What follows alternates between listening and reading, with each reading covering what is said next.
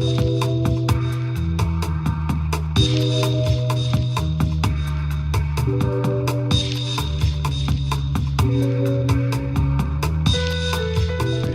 John Lentz, City and State's Managing Editor, and this is Last Look.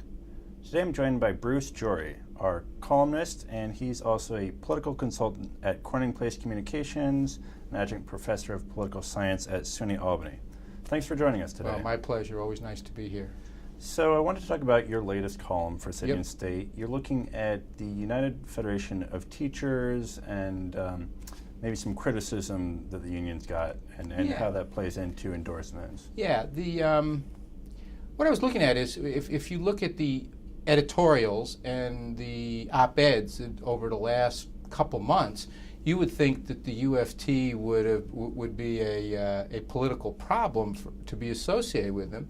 Yet during that same time, all the Democratic candidates for mayor were avidly seeking their endorsement. Now, full disclosure, I'm a consultant with Bill Thompson. UFT endorsed him, but the purpose of the column and my comments today, I will not try, I promise you, I will not try to further that endorsement. That's not what I'm looking at. I was really looking at two questions. One, is the UFT a political liability?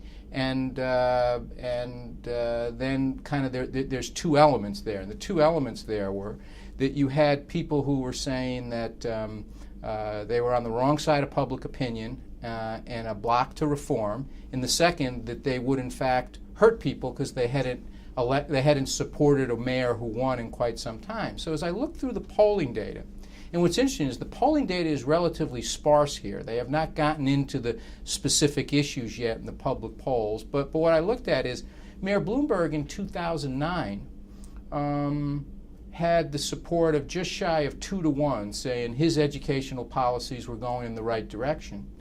Now, in this past spring's Quinnipiac polling, it was 2-to-1 against the mayor, a complete reversal. Quinnipiac also in that poll asked whether people rated the teachers in the public schools favorably or not, and that ran just shy of 2-to-1 favorable. So I said to myself, whoa, maybe this is what the candidates are looking for. And then I stepped back and I said, I remembered in 1998, and here's the optical illusion that I think a lot of politicians get into. They think they can distinguish or get the public to distinguish between the teachers they like, who they see working hard teaching their children, particularly those with children or grandchildren in the schools, from the union. Alphonse D'Amato tried to do that in 1998. It backfired on him because, in fact, people tend to associate the teachers' union with the teachers that are in the union. So that doesn't always work. And then I realized, and then I took a even further step back and realized that really there's a larger public policy debate. And the two protagonists there are Michelle Rhee, the former head of the Washington, D.C. schools, who is now heads an advocacy organization for education. And it's her contention that the teachers' unions stand in the way of reform. And Mayor Bloomberg listened to her on a lot of issues. She was one of the few that was saying class size doesn't matter. When schools aren't working, close them. And the teaching and testing regimen was critical. On the other side of that intellectual debate is Diane Ravitch, who is both as an academic and as a public official, has chronicled what she once called the school wars here in New York. Her position is teaching to the test leaves you short on excellence. School closures as a first policy is not the way to go, and class size is a prime determinant or indicia of success, and that if class size grows too large, it is not good for the teachers or the students. And she, instead of advocating confrontation with the teachers' unions as Michelle Rhee does, she argues for trust, collaboration, and respect. So the question is, where does the politics come down in this? And I think that's an open question. And I think this election and subsequent elections will determine that because there's so many editorials and opinion makers on the other side versus candidates who see the UFT support as a plus. Well, you did cite some past history here. Yes. I guess with Giuliani and Bloomberg, how there was no endorsement. Now you have Loda, who was in served in the Giuliani administration. His claim to fame is that he was an effective first deputy mayor for Mayor Giuliani.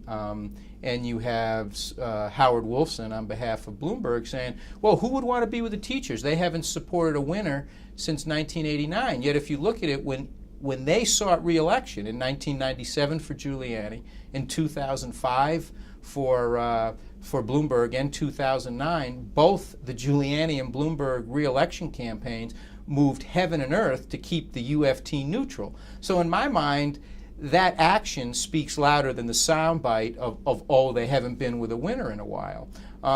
When they had the choice of what would affect their re-election campaigns, they wanted the UFT off the table. And then last year, the UFT had a batting average I wish my Yankees were bringing to the plate in terms of their effort in state Senate races. They were key on Long Island, in Westchester, in upstate, and in Queens in mobilizing public opinion behind Addabbo, Latimer, O'Brien, Tachik, and they took Kemp Hannon, the Republican, who ultimately won against Ryan Cronin. They took his victory margin from landslide numbers in 2010 to a squeaker. So in my mind, that showed the political observer in me said, that shows a political operation that really has its act together. So I ended the column saying this is an open book, not a closed book exam, and the voters, rather than the opinion writers, are going to be grading this exam. But I suspect that cooperation with teachers will play better with the electorate than confrontation.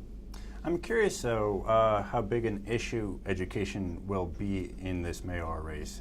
If you get the UFT's endorsement, I mean, there are other candidates that could still run on education issues, and And I promise not to make a pitch for Thompson. I won't. But I think clearly the polling data has been pretty clear for a very long time, at least back to 2001, that education is seen as a fundamental, prime, and critical issue to New York City voters. And by the way, a diverse array of voters. One of the things that Mayor Bloomberg's micro-targeting back in 2005 picked up was that education was not just a critical issue to minority mothers and to minority parents, but it was a critical issue to older voters. It was a critical issue to older white Catholic males. It crossed many different constituencies, and it's no surprise. In a city like New York, where most people began with middle class and working class roots, education was the prime engine of upward mobility, so that whether people are seeking to climb that ladder of upward mobility now or attribute their success to that educational rung in the upward mobility ladder, doesn't surprise me that education always polls well. And you're right, someone can capture the education mantle without having the endorsement of the UFT. I was merely arguing, I think I used the phrase that the criticism of them was all thunder and no lightning. And on the subject of polling, I wanted to ask you about the New York City Comptroller's race. Yes. There have been a few polls out recently. Yes. One of them, it looked like Scott Stringer really closed the gap. Yep. Looks like Elliot Spitzer is just below 50%. Yep. Tell me a little bit about what your read is on that. I'm not interested in the spread. In other words, there were, with the exception of one poll which showed it 49-45, the other polls show Spitzer with a big lead. In my mind, that's not what's significant. Spitzer, because he is so well known, having been Attorney General, having been governor, the scandal, the tremendous media exposure of his jumping into this race late, which took everyone by surprise, yours truly. I had no idea he was doing it, even though, full disclosure, I worked for him when he was governor. That because of that, you have to view Spitzer as an incumbent, functional incumbent, at least well known. And the way you judge incumbents is you don't view the spread. How close are they over 50%? So now there's two ways to look at these polls. Spitzer can take some solace in that the polls from when he first entered to now show him moving from the low 40s towards 50, but he can't be sure of winning because he hasn't crossed 50. Stringer can take a lot of solace in the fact that he's not as well known. He's going to get well known in the course of this campaign, and he still has a chance to win. So functionally, one of the polls I think showed it Spitzer 48-32, and the other poll showed it 49-45. They essentially showed the same thing because the hard number is Elliot Spitzer's number, not that. For example, that's why the polling data on Bloomberg missed Thompson almost winning, and you interviewed somebody recently, I think, named Tom Swazi. He was way ahead of Ed Mangano 4 years ago, like 48 to the low 30s. And when people woke up the next morning, it was a dead heat at 48. The Swazi number was the hard number, not the challenger's number. So here, both candidates, Spitzer can take comfort that his polls are going up, but until they cross 50, Stringer, everybody ought to know Scott Stringer is in this race. So I think that's a fascinating race to watch.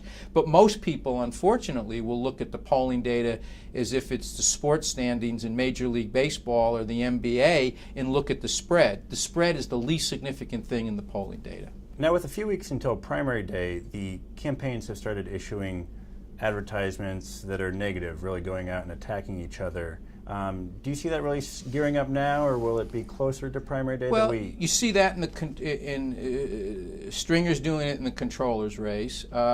You see some of it in the mayoral race on the Republican side as well as the Democratic. Here's kind of the danger zone there in a multi-candidate field. In both the mayoral primary, the Comptroller primary is not it's a two-candidate race. It's not 4, 5, or 6. Mm-hmm. In the mayoral races, they're multi-candidate fields. What can happen is when one person goes out and attacks, that attack can be successful, but they often hurt themselves too, and the person who is not in the middle of the fight is often the beneficiary. The classic example of that in New York politics was Liz Holtzman going after Geraldine Ferraro in the Senate race.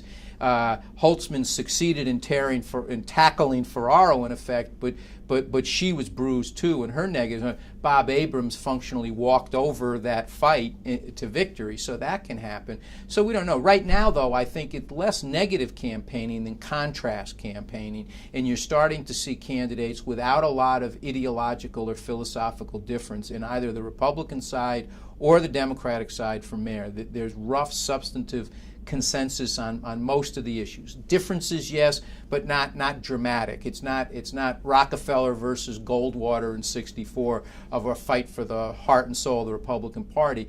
You're starting to see contrasts on that. Who's effective in that? The best way to do that is establish the contrast without coming across nasty. Bruce Joy, thanks for joining us today. Thank you. And that's it for Last Look.